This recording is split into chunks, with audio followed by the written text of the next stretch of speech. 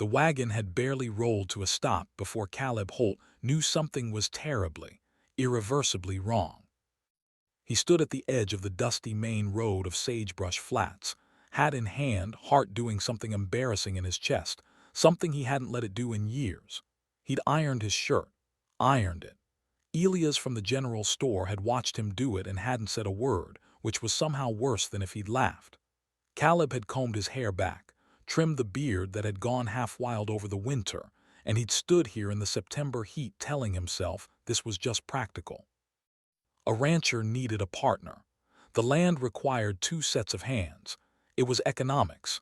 It was not, absolutely not, the fact that he was 34 years old and hadn't eaten a meal with another human being in 2 years. He'd written to the Callaway Matrimonial Bureau in San Antonio. He'd exchanged 6 letters with a woman named Clara Finch who wrote with neat penmanship and mentioned that she was slight of frame, fond of mornings, and not afraid of hard work. He had read those 6 letters more times than he would ever admit to any living soul. He had them in the breast pocket of his iron shirt right now. The wagon door swung open, and the woman who stepped out was not slight of frame. She was, and Caleb searched for the word with the desperate energy of a man reaching for a rope over a cliff, magnificent. That was the only word his stunned brain produced. She was tall, broad-shouldered, with arms that suggested she'd spent her life doing something considerably more physical than Clara Finch's letters had implied. Her hair was dark red, pinned up roughly under a wide-brimmed hat that had seen better decades. She wore a dress that fit her like it had been sewn by someone who'd never actually seen her, straining at the shoulders and hitting her at mid-calf. She carried a trunk under one arm the way most people carry a hatbox. She stepped off the wagon, set the trunk down in the dust, and looked at Caleb Holt with eyes the color of creek water after a storm, gray-green, cool, and absolutely unimpressed. "You Caleb Holt," she said. Her voice was low, unhurried, a voice that had never in its life been described as slight of frame. Caleb opened his mouth, closed it, opened it again. "I am," he managed, "and you're." "Me Callaway." She pulled off the hat and fanned herself with it once. "Clara's cousin. Clara married a banker in Abilene 3 weeks ago. Didn't write to tell you because she's a coward and I'm the one who got stuck with the job of coming to explain in person because apparently I don't have enough problems." She looked around at Sagebrush Flats, the one-street town, the dust, the heat shimmer rising off the general store roof, and her expression didn't change. "So, I'm very sorry for the inconvenience. I'll need a room for the night and directions to the nearest stage back to San Antonio." The silence that followed lasted approximately 4 seconds, which felt considerably longer. Caleb looked at her, at the trunk in the dust, at the wagon, which was already beginning to pull away because the driver had places to be that were apparently more interesting than this. "There's no stage until Friday," he said. Me Callaway looked at him for a moment. Then she looked at the departing wagon. Then she looked back at him. "Of course there isn't," she said. The only room in Sagebrush Flats belonged to Marta Hensley, who ran the boarding house attached to the saloon with the energy of a woman who had personally survived 3 husbands and 2 floods, and considered all subsequent challenges to be minor inconveniences. She gave me the back room, the one with the window that faced the creek, and let in the sound of frogs at night, and she gave Caleb a look over me's shoulder that said well, well, well with a volume that could have filled a church. Caleb ate his dinner at the bar that night because the alternative was eating it at the boarding house table across from me Callaway, and he needed time to arrange his thoughts into something resembling order. What he had, a ranch that needed running, 2 hands who were already stretched thin, and a bed that had been used by exactly 1 person for 2 years. What he did not have, a wife, any particular social skill, or any idea what to do with a woman who had arrived in his life like weather, unannounced, unavoidable, and immediately rearranging everything. What he kept thinking about against his will was the way she'd picked up that trunk, 1 arm, without visible effort. He drank his coffee and stared at the bar top and told himself, firmly, that this was not his concern. She would leave Friday. He would write to a different matrimonial bureau. Everything would proceed according to the original plan.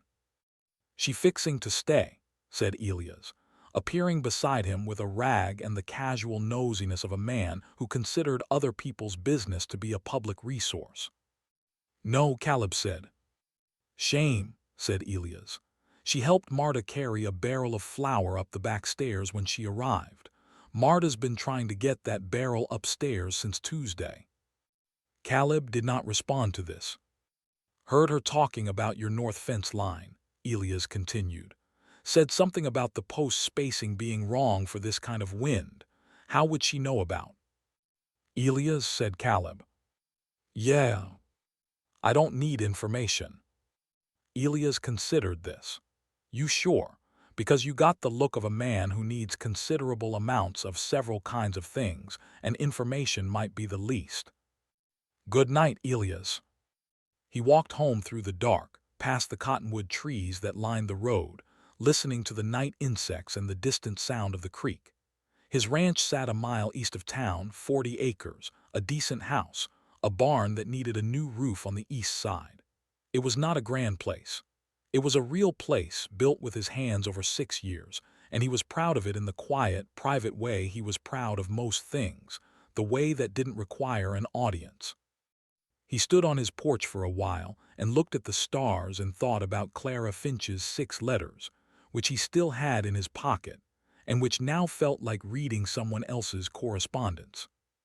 He thought about Creekwater eyes, cool and unimpressed. He went inside and didn't sleep particularly well. He found her there at 7 in the morning. He'd ridden out to check on the fence line because Elias' comment had burrowed under his skin overnight, and he needed to prove to himself that it was fine, that the post spacing was correct, that he didn't need the unsolicited evaluation of a woman passing through.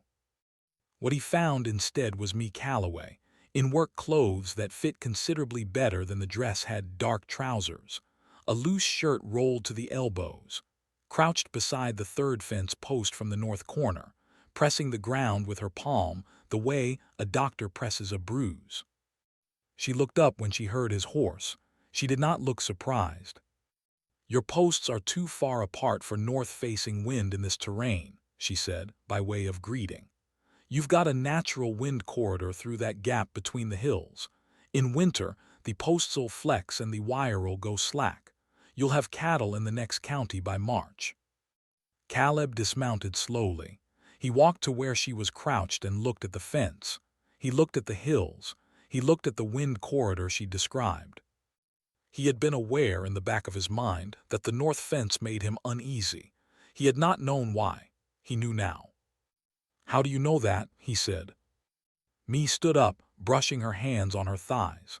Up close, she was even more. He searched for the neutral word again and failed to find one that was both accurate and safe, present. That was what she was. She occupied space with a kind of certainty that made the space seem more real. "My father ran a cattle ranch in the hill country," she said. "I grew up fixing things that men had built without accounting for the actual geography. No offense." "Some taken," he said without heat. She looked at him for a moment, and something shifted slightly in the Creekwater eyes, not warmth exactly, but the potential of warmth, like the sky in the hour before sunrise. "Fair," she said. They stood there for a moment in the early morning light, with the wind moving through the grass between them. "You need to reset 12 posts," she said. "Probably take 2 days with the right tools." "You're leaving Friday," he said. He wasn't sure why he said it. It sounded more like a reminder to himself than a statement of fact. Me looked at the fence. "Yeah," she said, "I am." They stood there for another moment. "I'll show you where the tools are," Caleb said, and hated himself for it immediately, because it was not sensible and it was not part of the plan, and Elias was going to be absolutely insufferable about it. Me didn't smile, but something in her jaw settled, like a knot coming slightly loose. "All right," she said. "There is a particular kind of conversation that happens between two people working side by side at something physical, something real and demanding and concrete. It is not the conversation of drawing rooms or dinner tables. It requires no social architecture, no performance of charm. It rises naturally, in the gaps between effort, stripped of everything that conversation usually uses to protect itself. They worked the fence all that first morning without saying much of anything that mattered. She dug, he set. He measured, she checked. The rhythm of it came quickly, the way rhythms do when both people know what they're doing, and Caleb found himself adjusting to her pace without thinking about it. The unhurried efficiency of someone who had learned long ago that the work would take as long as it took, and spending energy fighting that fact was waste. Around 10 o'clock, his other ranch hand, a quiet young man named Hector who was 17 and had opinions about everything but generally kept them to himself, arrived to help. He took one look at me and then looked at Caleb with an expression that asked approximately 15 questions simultaneously, none of which Caleb acknowledged. "Hector," he said, "this is me Calloway. She's passing through. She identified a problem with the north fence." "Yes, sir," said Hector, in the tone of someone absorbing considerably more than the literal content of the statement. Me glanced at Hector. "You any good with post-hole diggers?" "Yes, ma'am," said Hector. "Good," she said, and handed him one, and that was the entire introduction, and somehow it was enough. They ate lunch in the shade of the big cottonwood at the fence line's midpoint, bread and salt pork that Caleb had packed that morning in the unfamiliar, faintly embarrassing hope that there might be someone to share it with. Me ate without ceremony, refilled her canteen from the creek, and sat with her back against the cottonwood looking out at the land the way people look at things they are trying to memorize. "Pretty," she said. "It does the job," Caleb said, because beauty in relation to his own land was a thing he acknowledged privately and not aloud. Me looked at him sideways. "That's not what I said." He looked at the land, the September gold of the grass, the blue distance of the hills, the creek line threading through it all like a seam. "Yeah," he said, "it's pretty." Hector, who had the wisdom of 17 to know when adults were having a conversation that wasn't really about the landscape, found something very interesting to look at on the other side of the cottonwood. "Where's your family?" me asked after a while. The question was direct but not unkind the way she asked things, as if she understood that questions either mattered or didn't, and the ones that didn't were not worth asking. "Brother in Missouri," Caleb said. "Parents are gone." "Mine too," she said. "Father went 3 years ago. Ranch went to my uncle because apparently 6 years of work doesn't count if your name is me instead of Matthew." She said it without bitterness, but the fact of it sat in the air the way heavy things do. Caleb thought about 6 years of work. He thought about 40 acres and what it had cost him. "That's not right," he said. "No," said me, "it's not." She finished her bread. Hence San Antonio, hence the matrimonial bureau, hence Clara deciding a banker was a better prospect than her own arrangement and forgetting to mention it to the relevant parties. "She sent you instead." "She suggested I go in her place." Me's mouth curved slightly, not quite a smile, but the shape of one. "I volunteered because I was angry at her, and I wanted to see the look on somebody's face when they found out. Clara's idea of confrontation is writing a letter that takes 3 months to arrive." Caleb processed this. "So you came here to, what, watch me be disappointed?" "More or less," me said. The almost smile became more definite, and it changed her face in a way that hit him somewhere in the chest without warning. "In my defense, I didn't think you'd have a broken fence line." "In your defense," he repeated. "I contain multitudes," she said, and the smile reached her eyes for the first time, and Caleb Holt looked away at the grass because looking at me Calloway when she smiled was apparently something he could not do safely. It rained on Wednesday night, the kind of slow, determined September rain that comes without drama and intends to stay a while. Caleb had ridden into town for supplies, and he'd known the rain was coming by the heaviness of the afternoon air, and he should have left earlier, and he didn't. and now he was caught under the overhang of Elia's store watching the street turn to mud, while the rain said things about his planning abilities. The boarding house was 2 buildings down. He could see the light in the window, the back window, the one that faced the creek. The lamp was lit and the rain ran down the glass. He stood under the overhang for longer than was necessary. The boarding house door opened and Mee appeared with a coat over her head, apparently also making poor decisions about rain timing, carrying a bundle of what looked like mending for Marta. She saw him under the overhang, assessed the situation with the straightforward efficiency she applied to all situations, and crossed the muddy street at a pace that suggested she thought weather was nobody's boss but hers. She reached the overhang. She was wet. She shook the coat out and looked at him with the expression she used when the world had arranged itself in a mildly illogical way, but she had decided to tolerate it. "Stage is tomorrow," she said. "I know," he said. The rain came down. Somewhere down the street, the saloon was making noise. A dog had taken shelter under the general store's steps and was watching them with philosophical detachment. "Did you fix the last of the posts?" she asked. "This morning, before the rain." "Good." She looked at the rain. "The wire tension on the northeast corner was still a little loose when I checked it yesterday. You might want to." "I checked it," he said. "I adjusted it." She looked at him. Something passed across her face, something he couldn't name quickly enough to hold on to. "Okay," she said. "You don't have to tell me how to run my ranch," he said, and immediately recognized that he didn't entirely mean it. "I know I don't," she said, without any particular defensiveness. "I'm telling you because it matters, not because I think you can't figure it out yourself." She paused.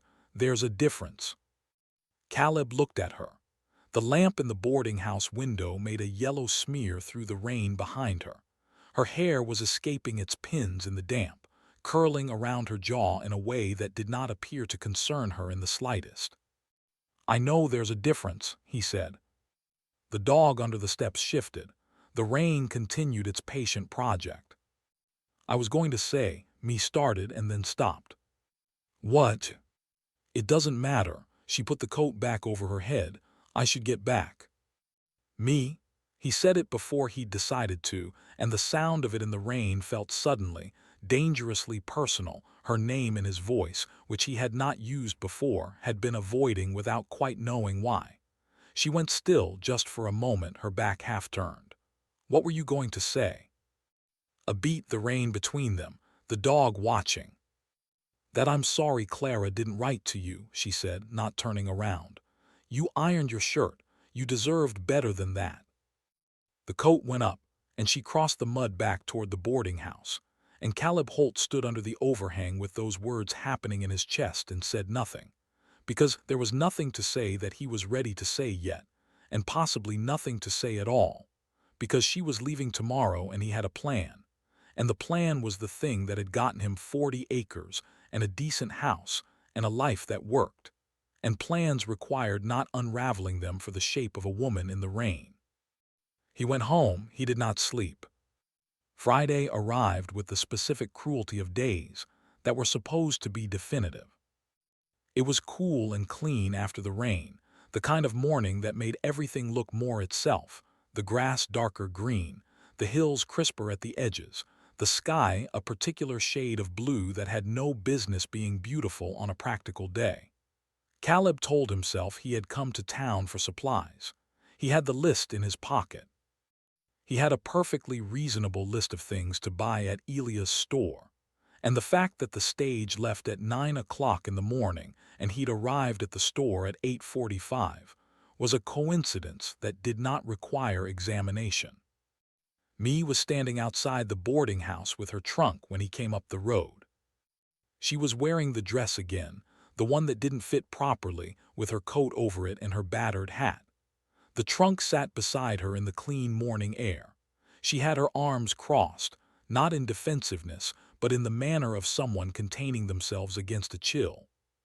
She saw him coming. She didn't look surprised. She rarely looked surprised. "Supplies," she said. Supplies, he confirmed. They stood there in the morning, which was being aggressively beautiful and not helping. The northeast corner post, she said after a moment. Check it again in October when the first real cold comes. The ground will shift. I know how cold affects fence posts, he said. I know you do, she said. Marta Hensley appeared in the boarding house door, looked at the two of them standing there, looked at the sky, looked back at them, and went inside again with the satisfied expression of someone who had seen enough of life to know what it looked like when life was about to make a decision. You could stay, Caleb said. He said it the way he said most things, flatly, without preamble or decoration, as if the words were merely information being conveyed. But his hands were in his pockets in a way that was not relaxed, and the fact that he was looking at a point somewhere past her left shoulder rather than directly at her was, if you knew how to read Caleb Holt, which very few people did, a significant communication. Me was quiet for long enough that the silence had shape. Doing what? She said, not dismissively, with genuine intent, as if she needed the practical architecture of the thing before she could consider what lay underneath it. Ranch work, he said. I need more hands. Hector's good, but he's young. The east barn roof is wrong, and I haven't had the time or the help to do it right. The north fence needs. I know what the north fence needs, she said, and then softer, Caleb. He looked at her, directly this time. Her arms had uncrossed. Are you asking me to stay for the ranch, she said, or are you asking me to stay? The question was quiet. It was very precise. It was the kind of question that was a door, and both of them knew it, and the stage was going to be here in 8 minutes. Caleb Holt had built 40 acres with his own hands by being honest about what things cost, and what they were worth, and what they required. And he had learned that the lies you tell yourself are expensive, and the truths you avoid have a way of compound interest. Both, he said. Me looked at him for a long time. The September light was in her eyes, making them more green than gray, and something in her face was very still in the way that things are still when a significant amount is happening underneath. I need my own room, she said. You can have the east room, he said. It gets morning light. I'm not, she started. This isn't. I know what this is, he said, and what it isn't. I'm not asking for anything you don't want to give. Another silence. The stage would be coming around the corner of Birch Hill in approximately 5 minutes. I'm difficult, me said. Clara's letters mentioned you wanted easy, someone manageable. Clara's letters were about a person who doesn't appear to exist, Caleb said. And I've had easy.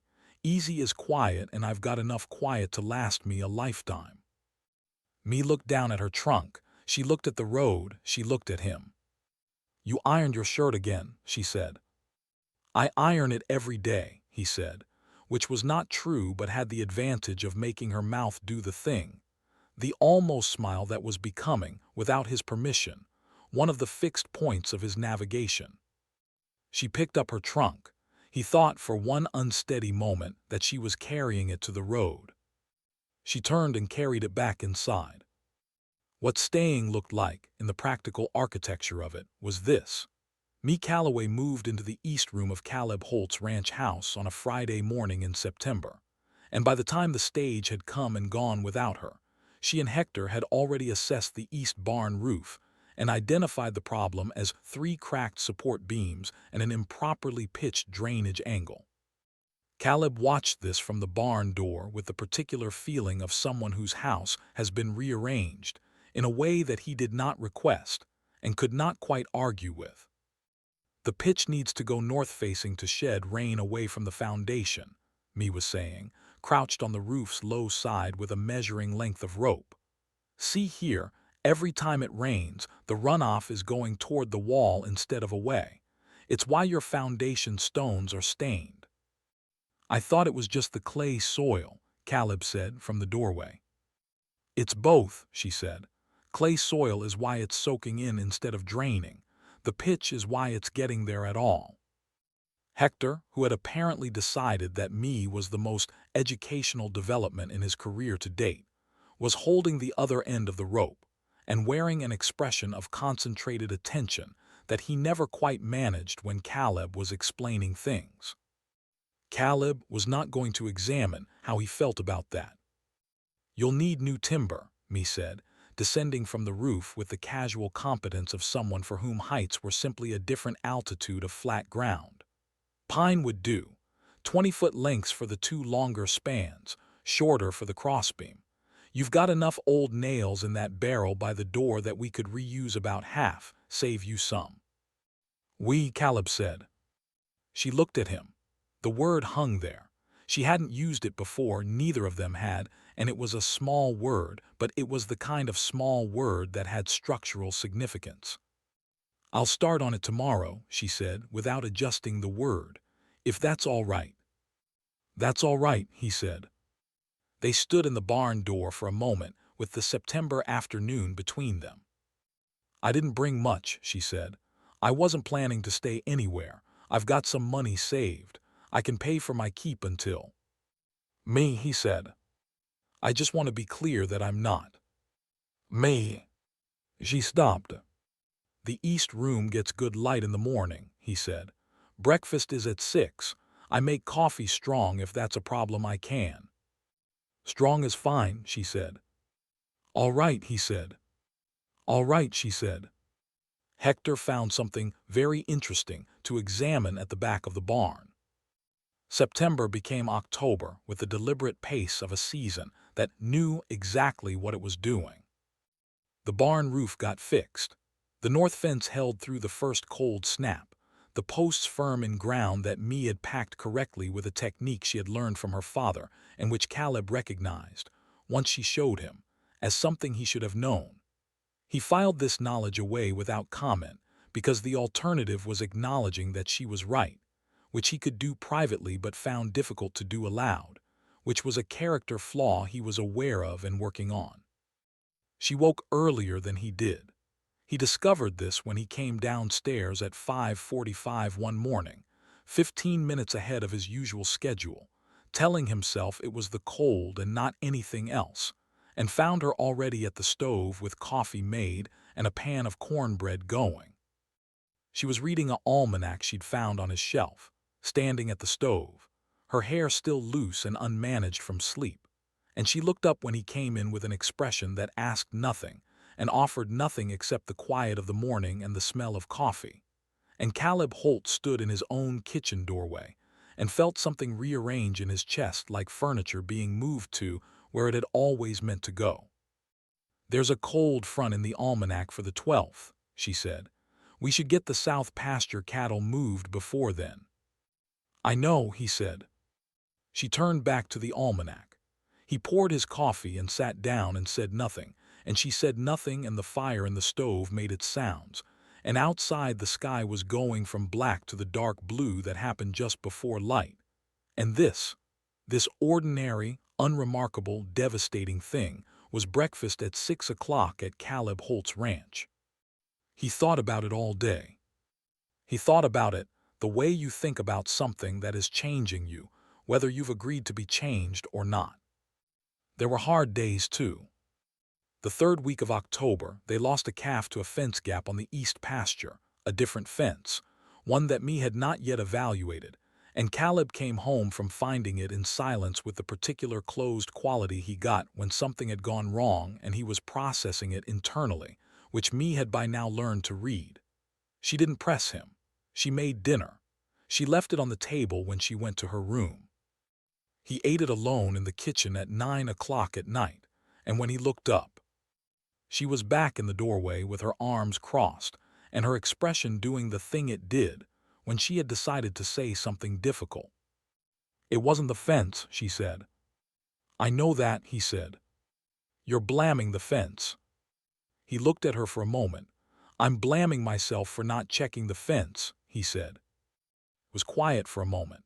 "That's fair," she said. "It is, and I'm not saying it wasn't your responsibility." She came and sat across from him at the table, the first time she had sat across from him at this table in the evening, which felt significant in a way that made the room slightly smaller. But calves die. It happens. Even when you do everything right, it happens. And you can either blame yourself until you're too frozen to do the work, or you can note the gap, fix the gap, and move on. Caleb looked at his hands. That's reasonable advice, he said. I know, she said. I'm terrible at taking it myself. He looked up. Something in her face was unexpectedly open, a window left unlatched. What do you blame yourself for? He said. She considered not answering. He could see the decision happening. But me Calloway was, at the foundation of her, honest, not because honesty was easy for her, but because she had decided at some point that the cost of dishonesty was higher than she was willing to pay. Staying too long, she said.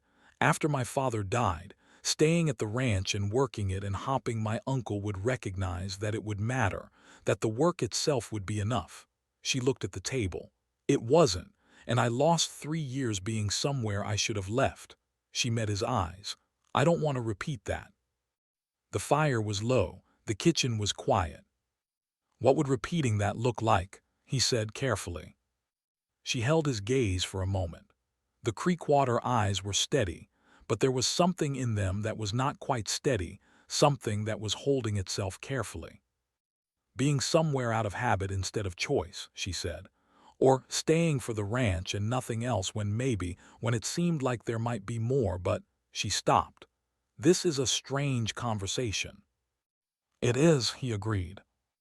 I should go to bed, she said and stood up. Me, she stopped, and the sound of her name in his voice had changed again, deepened, somehow, worn in like a handle on a good tool. You're not staying out of habit, he said, and I don't want you here for the ranch. She didn't turn around. Her shoulders, which were usually held very straight, did something that might have been described, in someone less composed, as a tremor. I know, she said quietly. That's what makes it complicated. And she went to bed, and Caleb sat at the table for a long time, and outside the October wind moved through the grass and found all the gaps in the fencing that were nobody's fault and got through anyway. Sagebrush Flats had, of course, noticed. Small towns notice everything. This is not malice, precisely. It is more the natural function of a community in which everyone is both audience and participant, in which privacy is not a right so much as a project requiring daily effort. Me Calloway had arrived as a curiosity and stayed as a development, and the town had filed both things in its collective memory, and was now engaged in the ongoing enterprise of having opinions about the situation. The opinions ranged. Marta Hensley's opinion was warm and comprehensive, and involved a lot of knowing looks in Caleb's direction when he came into the boarding house to pay me's outstanding board bill, which me refused to let him pay but which he'd paid anyway and would deal with the resulting conversation later. Elia's opinion was expressed entirely through raised eyebrows, pointed silences, and what could only be described as theatrical disinterest whenever the topic drifted toward me, which somehow communicated deep and specific interest. The opinion that mattered, because it was the opinion that arrived with the most force and at the most inconvenient time, belonged to a man named Thomas Reeve, who owned the second-largest cattle operation in the county, had been in Sagebrush Flats for 15 years, and had a particular quality that could be described as a man who believed that things which were good should naturally belong to him. Caleb had never liked Thomas Reeve. He had also never had particular cause for conflict with him.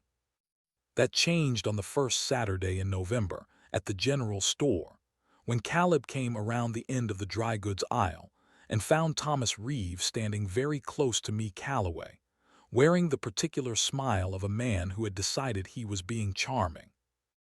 Me was looking at him the way she looked at problems in fence lines, with calm assessment, no visible alarm, but with a clearly developing solution. And I'm always looking for capable hands, Reeve was saying. My operation's considerably larger than Holt's. Better pay, too, I imagine, for someone with your... His eyes went somewhere they had no invitation to go, range of skills. That's an interesting offer, me said. in the tone she used when she found things not interesting at all. "Mr. Reeve," Caleb said. Reeve turned. The smile didn't change, which was itself a message. "Holt, I was just making a business proposition to your—" The pause was small and deliberate. "Ranch hand." "She's not my ranch hand," Caleb said. Reeve's eyebrows rose with theatrical surprise. "My mistake. What is she then?" The question was a trap. Caleb was aware of this. He was also aware that me was now looking at him with an expression he couldn't entirely read, not distressed, not waiting to be rescued, but watching him with a focused attention that suggested his answer mattered in ways that went beyond the present conversation. "She's me Calloway," Caleb said. "Who she is doesn't require your definition." Reeve looked between them. His smile had acquired a sharper edge, but he was a man who understood when a situation had tilted. "Well," he said pleasantly, "the offer stands, Miss Calloway, should you want better prospects." He left. Caleb and me stood in the dry goods aisle. "I didn't need that," she said. "I know," he said. "I was handling it." "I know you were." "A beat. It was kind, though," she said, quietly. Not a concession of weakness, just honesty in the way she was honest. "The way you—" She stopped. "Never mind." "Me." "I'll meet you at the Wagon," she said, and moved past him toward the front of the store. And Caleb stood with a bag of flour and the complicated knowledge that what he'd said to Reeve was not just defense, and that me knew it, and that they were both now carrying that knowledge in the space between them, and neither of them was quite ready to put it down. It came in the first week of November, the kind of early snow that no almanac fully prepared you for, because almanacs dealt in probabilities and this particular snow had clearly ignored the probability tables. It arrived at midnight, quiet and committed, and by the time Caleb woke to it at 5 o'clock, the world outside was white and the temperature had dropped to something serious. He went downstairs in the dark. The kitchen was empty, the stove cold. Me's coat was gone from its hook. He went to the window. She was in the yard. In the dark, in the snow, moving between the water troughs with a breaking bar, cracking the ice that had formed overnight. She'd already done the main trough by the barn. She was on the second. She was moving with the economical efficiency of someone who had grown up doing exactly this and knew the cold was not interested in her feelings about it. Caleb watched her for a moment. Then he put on his coat and went out. She heard him coming and glanced over her shoulder. Her breath made clouds in the cold. "Third trough and the one in the south pasture are still frozen," she said.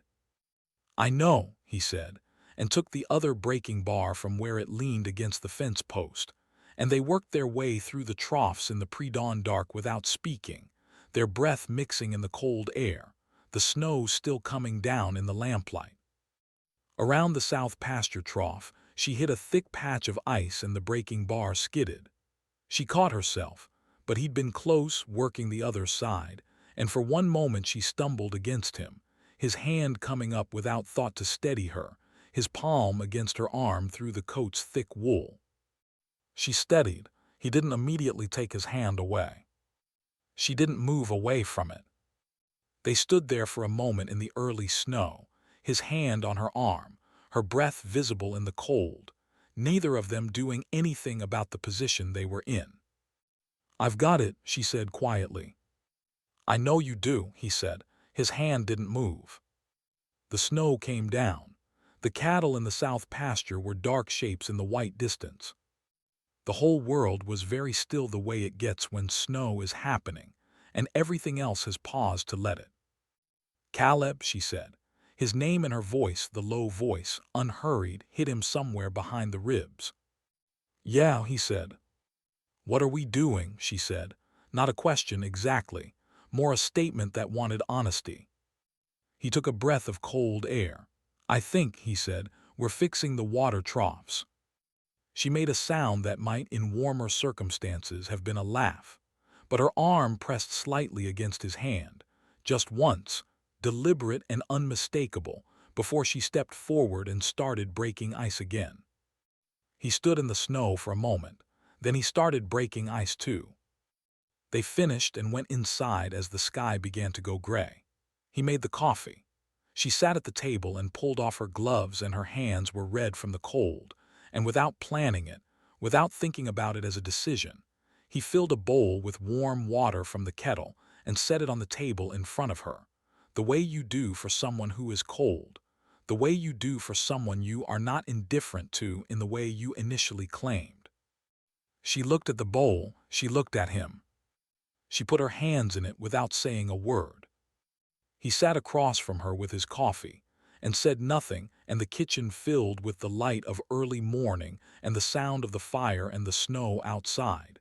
And this was the most intimate thing that had happened between them, and neither of them had touched the other. It arrived on a Tuesday, 3 weeks into November, in the bundle of mail that Elias sorted and left for collection at the store counter. Caleb's name was on it, in handwriting he didn't recognize. He opened it at the counter. It was from the Callaway Matrimonial Bureau. It was a formal inquiry into the status of his arrangement, and whether he wished to be reconsidered for a new match in the spring, and it offered, in the polished language of businesses that dealt in human hope, its sincere regrets for the inconvenience of the original situation. He folded it up. He put it in his pocket. He thought about it for approximately 3 minutes, and then he thought about me in the early snow with her hands in warm water, and then he went to the counter and borrowed Elias' pen and wrote a brief reply declining the Bureau's services, effective immediately. He mailed it on the way out and was home by noon. Me was in the east barn, working on a section of flooring that had gone soft with water damage. She was on her knees, checking the boards, a lamp beside her in the dimness. "Letter from the Matrimonial Bureau," he said, from the barn door. She looked up, still as still. What did it say? That they could find me another match in the spring. Her expression didn't change, but she was very, very still, and I wrote back to decline. The lamp between them was a small, warm light in the dim barn. She was looking at him with the expression he recognized from the fence line, cool and assessing. But there was something underneath it now that she wasn't hiding as completely as she might have before. "Why did you decline?" she said.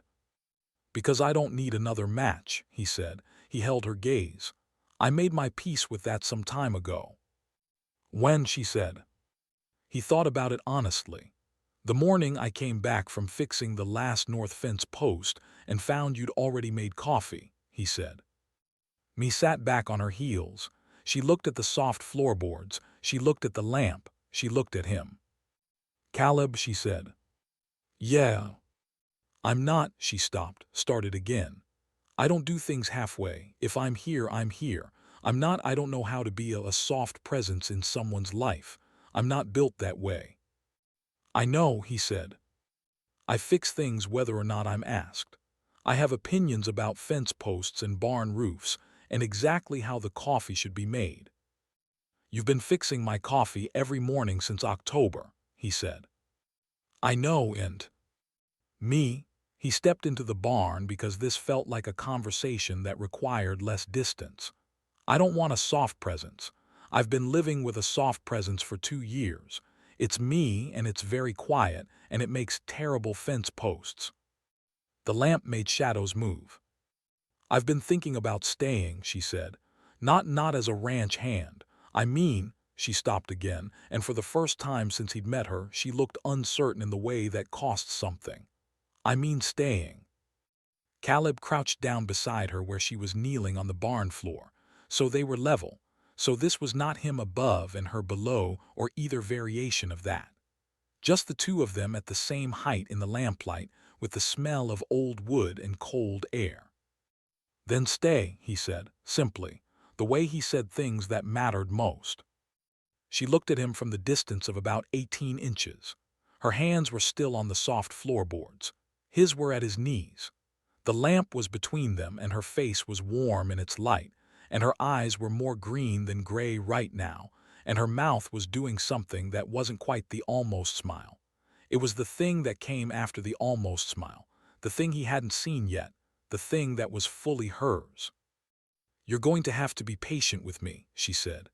"I know how to do hard work, but I've been on my own for a long time. I don't know I might get things wrong." "Me," he said.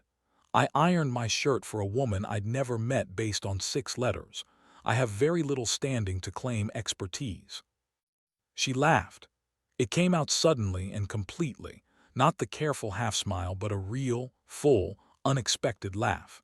And Caleb Holt filed it immediately alongside the very few things he had collected in his life that were genuinely irreplaceable.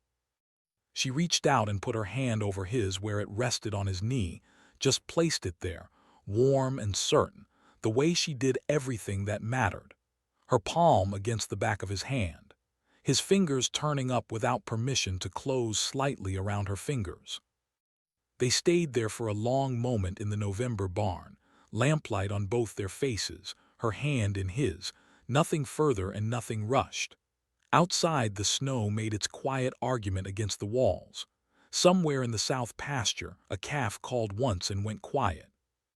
This was the beginning of a different kind of thing, and both of them knew it, and neither of them needed to say so. December was a different country. Not easier, winter never promised easier. The days were short and cold and full of work, the kind of work that tested both person and land and didn't particularly care about the emotional weight being carried by either party. A second cold snap took out the water pipe between the house and the barn. They fixed it together in sub-zero temperatures, with their fingers going numb and Caleb saying words he generally reserved for situations considerably more private, which made me laugh in a way that warmed him from the inside out. Hector nearly broke his wrist on an ice patch near the north gate and spent 3 weeks lighter on duty, which added to the load and to the specific quality of exhaustion that came from working a ranch in winter with insufficient hands. And through all of it, there was the other thing, the thing that had no practical name. It was in the mornings, when they both appeared in the kitchen at 5:30 now, having independently and without discussion adjusted their schedules, and sat with coffee in the gray pre-dawn dark talking about the day's work in voices that were still rough from sleep. It was in the easy physical collaboration they'd developed, the way she would hand him something before he asked for it, the way he would take the heavier end without comment, the way they moved in workspaces together with the unchoreographed coordination of people who had learned each other's pace. It was in the evenings when the work was done and the ranch was quiet and they sat across the kitchen table with the lamp between them, she with her almanac or her mending, he with his accounts or his reading, and the silence was a different kind of silence than the one he'd lived in before. It had texture now, company. It was in the moments that happened and were not discussed. The evening she fell asleep in the chair by the fire after a particularly brutal Tuesday, and he draped his coat over her instead of waking her, and she didn't ask about it in the morning. The afternoon he came back from a hard ride in bad weather, cold through, and she had a pot of soup going without him having said a word, and he stood in the kitchen doorway smelling it, and felt something so simple and complete that it embarrassed him, and she just looked up from the stove and said, "Sit down," and he sat down. The hand-holding in the barn had not been repeated. Something in both of them understood that what had started required careful tending, not rushing. Not formalizing too quickly, but letting the thing grow at the pace that real things grew. Me had said she did things fully or not at all, and that was true, but fully did not mean quickly. It meant that when she chose with her whole self, and the choosing was still in process, still being tested against the weight of what it would require.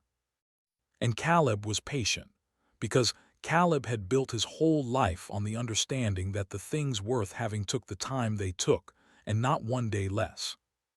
The night that changed the architecture of the thing was, as these nights generally are, perfectly ordinary in all its externals.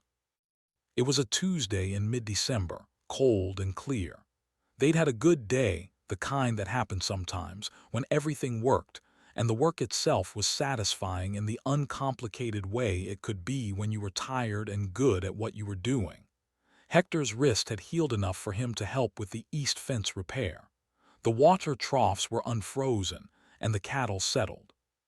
By the time they came inside at 6 o'clock, the particular weight of a good day's honest work was on both of them, and dinner was good, and the fire was good, and the kitchen was warm. She was doing the accounts.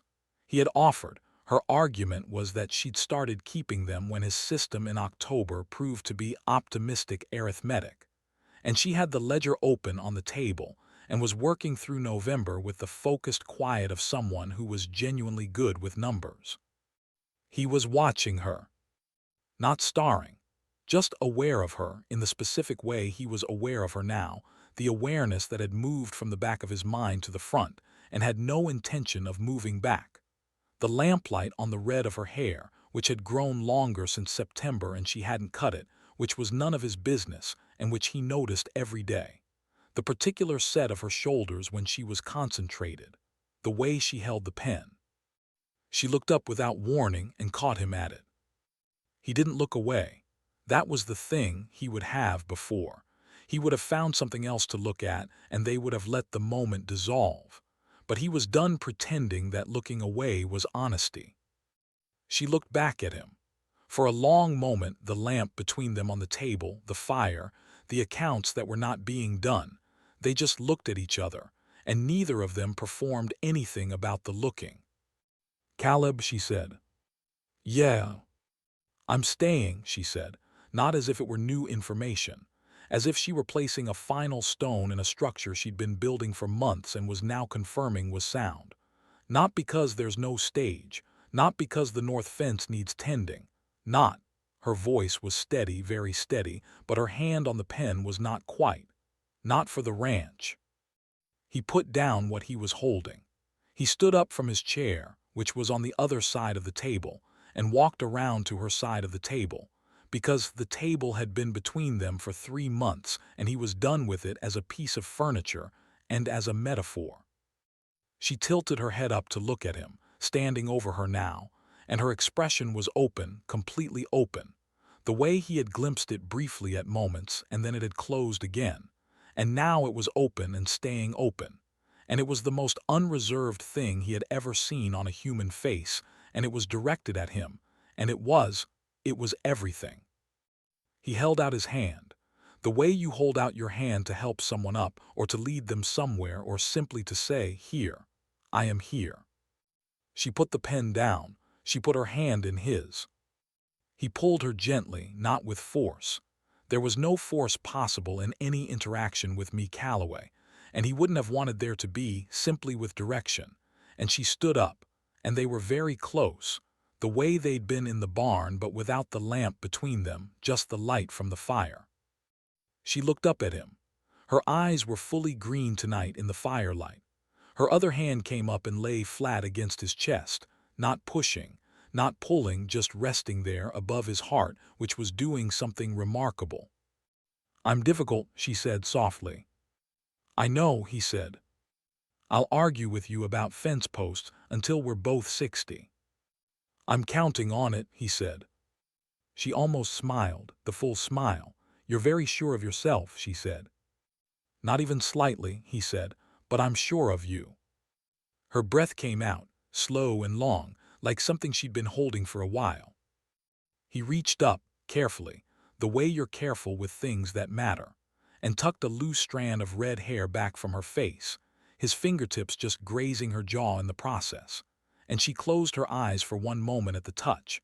And when she opened them again, they were still very close, and the fire was doing things to the room, and the whole world outside was winter still and dark and cold. "Caleb," she said.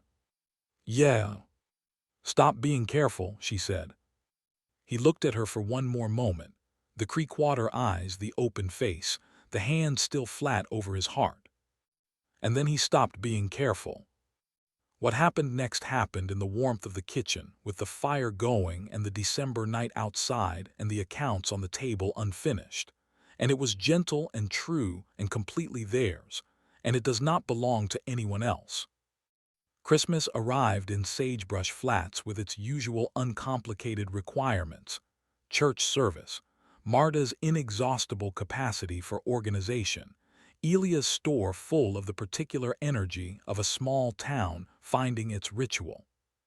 Caleb and me came in together for the service, which was itself a communication to anyone who was watching, and in a town like Sagebrush Flats, everyone was watching.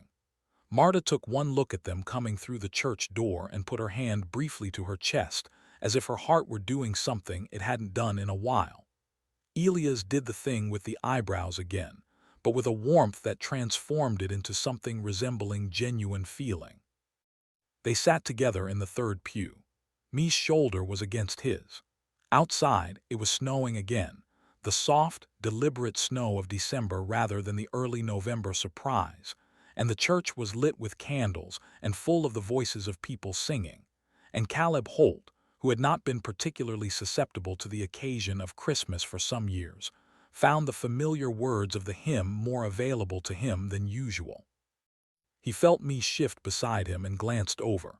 She was looking at the window at the snow coming down in the candlelight outside, and her expression was the one he had come to know best, open and contained at once, feeling everything and choosing carefully what to show. But she was showing this, the soft thing that was happening on her face right now. She hadn't locked it away. He turned back to the hymn. He felt her hand find his in the pew, and close around it and stay there. He didn't look over, he just held on. After the service, Marta organized people into her boarding house for food and drink with the authority of someone who had made this decision before anyone else had considered the question.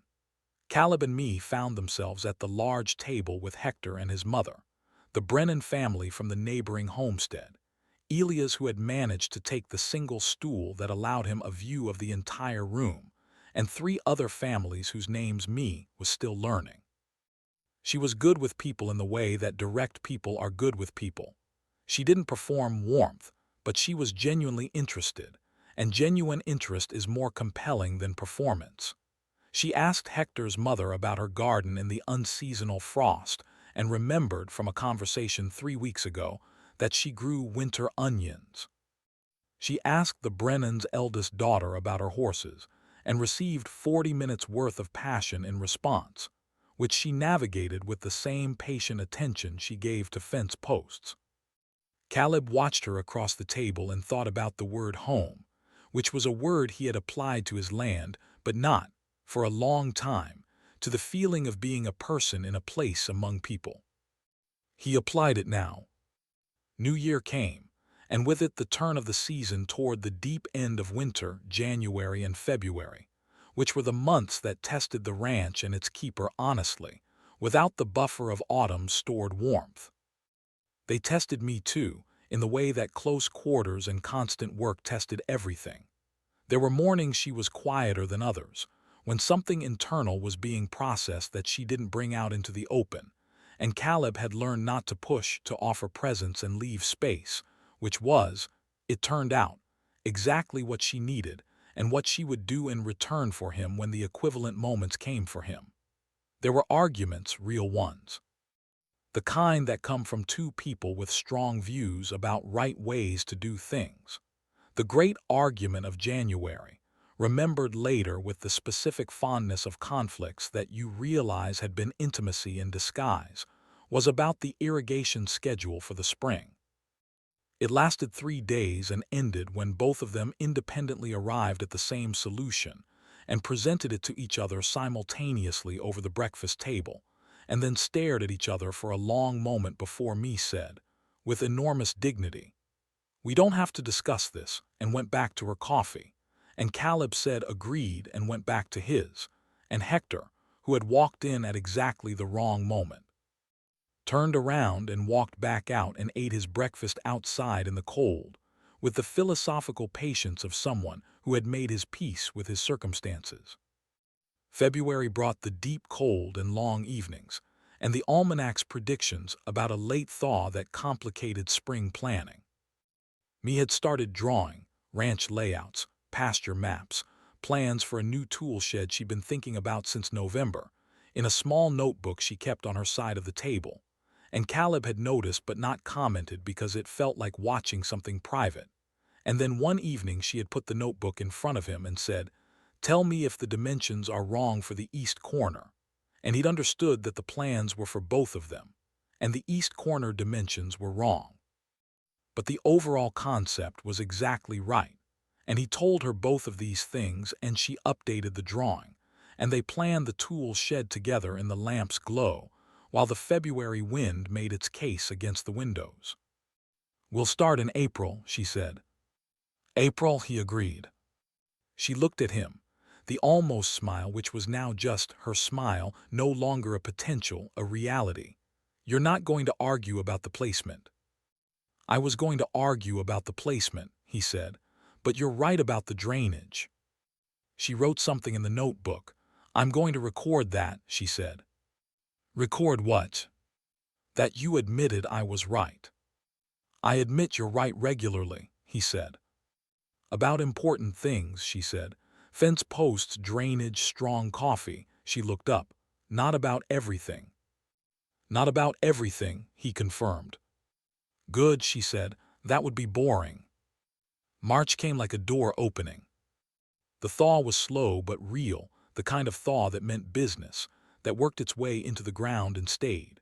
The grass came back first along the creek line, and then the south-facing slopes, and then everywhere at once in the way that spring went from promise to fact in what felt like an afternoon. The cattle moved back to the south pasture. The creek ran high and clear from snowmelt and made noise that had been absent all winter. Me put the almanac away and started the seed planning for the kitchen garden she had designed in February, which had expanded from a modest corner plot to something considerably more ambitious, that Caleb was not going to raise objections about because the ambition was entirely consistent with who she was. They started the tool shed in the first week of April. Hector, whose wrist was fully healed, worked with them, and Caleb hired 2-day hands for the heavier timber work, and it went up over the course of 6 days, plumb and square, and oriented exactly as the notebook plans had specified, with the drainage running correctly and the doors facing east for morning access. The afternoon the last board went on, Me stood back and looked at it with her arms crossed and the expression she wore when something had come out right, not smug, not celebratory, just a deep, private satisfaction. Hector had gone home. The day hands had left. It was late afternoon, the April light golden and long, the air smelling of sawdust and spring grass. Caleb stood beside her and looked at the shed. "It's right," he said. "Yeah," she said. "You designed it right." She looked at him sideways. "I know." He laughed. He did that more easily now, it came more naturally, had been coming more naturally all winter, the laughter and the ease of it. She had not made him something he wasn't. She had made it possible to be more fully what he was. She turned toward him, and the afternoon light was on her face. The red of her hair loose today because they'd been working and she hadn't bothered. The creekwater eyes warm in the late sun, more gold than green in this particular light. "I want to ask you something," she said. "All right," he said. "And I need you not to answer immediately. I need you to actually think about it." "That's ominous," he said. "It's not ominous," she said. She stopped. For me, Calloway, who was rarely hesitant, the hesitation was its own kind of statement. "I've been writing to my friend Rachel in Galveston, who has been asking questions I don't have answers to yet, about what this is." She gestured between them in the way that was meant to encompass the ranch and the kitchen and the barn and the water troughs in the snow and all 6 months of it. "And I realized I don't have answers because I haven't, because we haven't." "Me," he said. "Let me finish," she said. "Because I don't have answers because I haven't asked you anything. Because I've been waiting for you to and you haven't, which I understand because you're not," she exhaled. "You don't make formal declarations, Caleb. You just do things. You paid my board bill. You shoveled the snow from in front of my door before yours. You keep the east room warm." Her voice had gotten quieter. "But Rachel is asking what you are to me, and I want to be able to tell her something that has words. The April light, the new tool shed, the creek in the distance, his hands which had built 40 acres and hers which had built whatever this was beside him. He didn't answer immediately. She had asked him not to, and so he thought about it, thought about who he was and what he wanted, and what was real and what was worth the risk of numbing. "Tell Rachel," he said, "that you're the woman I was waiting for. Tell her that the woman I was waiting for arrived 3 days late and twice as much as advertised and fixed my fence posts, and that I'm not one for formal declarations." The almost smile crossed his face, hers reflected in it, but that I have, if she wants evidence, a very fine tool shed and a considerably improved north fence line to testify on my behalf. Me looked at him for a long moment. Her eyes were bright in the afternoon light, not quite wet, but close, and in me Calloway the nearly wet eyes were the equivalent of anyone else's open weeping, and he understood this and honored it by not drawing attention to it. "That's not very romantic," she said, in a voice that was not entirely steady. "No," he agreed, "but it's true." She stepped forward and put her arms around him. Both of them fully, the way me Calloway did everything that mattered, and her face was against his shoulder, and his arms went around her, one at her back and one in her hair, and they stood in the April afternoon with the new tool shed behind them, and the spring land all around, and the creek saying its clear, high-water things in the distance. "Tell Rachel," he said quietly into her hair, "that I'll ask her properly, when I've got the words in the right order." Me made a sound that was not quite a laugh and not quite a sob, but was entirely human and entirely hers. "You don't have to," she said. "I want to," he said. "There's a difference." She held on tighter. He held on tighter. Outside the ranch, April continued its patient, irreversible project of becoming spring, and inside it, the two people who had been building something since September held each other in the clear afternoon light and did not need to say anything else yet. He was in the store on a Wednesday in May, buying coffee, strong, because apparently strong coffee was now the correct and only way to make coffee, a fact he had accepted entirely, and with no regret, when Elias appeared with the rag and the expression of a man whose patience with observational restraint has reached its natural limit. "Saw you two at the Brennan wedding last Saturday," Elias said. "We were there," Caleb confirmed. "Me danced with you twice." "She did." "And helped fix the Brennan's wagon wheel when it went in the mud on the way out, with one arm. Brennan told me about it." "She's capable," Caleb said. Elias polished a jar that didn't need polishing. "You wrote to the matrimonial bureau in November," he said, "to decline their services." Caleb looked at him. "Elias." "I'm not asking," Elias said, who was very much asking.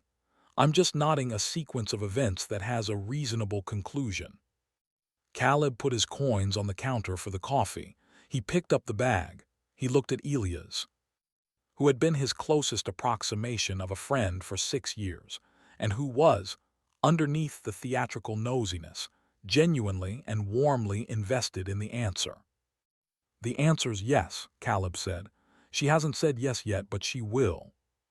Elias straightened slightly. The rag went still. "She will." "She will," Caleb said, "when I ask her right." He walked out of the store and into the May morning where the world was green and warm, and full of the particular quality of light that came in the weeks when spring was fully committed. And a mile east, me Calloway was planning the irrigation schedule with the efficiency of someone who had found her place in the land, and the land had accepted her. He walked to his horse. He thought about the words. He had the broad strokes. He needed the specifics, and for the specifics, he needed to do what he always did with things that mattered. He needed to think them through carefully and honestly and get them right. He had a mile ride home to do it. He thought he had just about enough time.